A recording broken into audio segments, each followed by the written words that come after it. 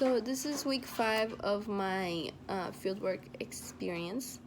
Today I'm going to talk about individualism and how I've seen that individualism versus familism, and how I've seen it in the school that I'm placed at, which is Schwegler, for the past couple weeks. I've seen it a lot, for example, with the 2 Hispanic kids I talked about last time. They're very much into the feminism, because I see like how they are still, after 3 weeks, I think. 2 weeks after they have been integrated into the American school system, how they are still being very marginalized, because as it says in Tatum's reading, "Why are all the black kids sitting in the cafeteria?" These kids are probably trying to go through assimilation, which is to blend the dominant culture and maybe distancing themselves, because I've been in their situation and I've done that at first, trying to distance oneself from their ethnic group, but they're still being marginalized because they're still sitting alone in the cafeteria at their own table, and other white kids won't sit with them. And they see him, and that's the only open table, but they still choose to squeeze in with other people. These kids might also, hopefully successfully, be able to blend and do the bicultural identity as a result of their integration to the American system. Hopefully successfully, so then they can both, like it says, incorporate the dominant and their dominant culture, which is the American culture, with their home culture, which is the Hispanic culture or Latino culture.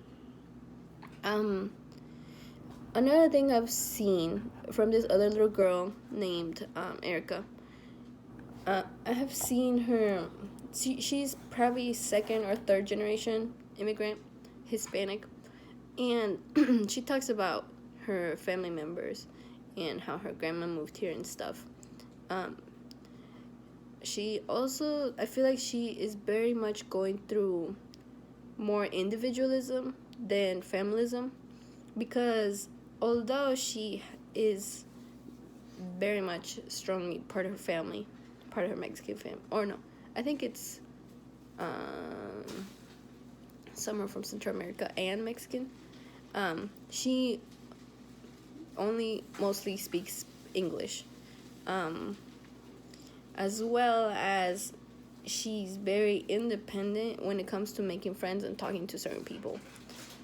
She's not afraid to be by herself, and she very much would rather have my company and the other volunteers' company than other students her age, which I find interesting. Let's see. She is very much becoming going through the individualism, because just like other American kids, she is not like the other Hispanic siblings that I talked about last time. They're both keeping to themselves. When this girl, she's not afraid to go on her own. And I would see that these 2 other little kids are still very much into their familism, very much into each other, because that's what they know, that's their culture. And I understand that. But this little girl is not afraid to go out there, even though she is still, is still, experienced the experiences of Latino culture. She is very much given into the American culture, which I would say she's very successfully being given into the bicultural identity and incorporating that into her everyday life without being marginalized. I think that's all I got for today.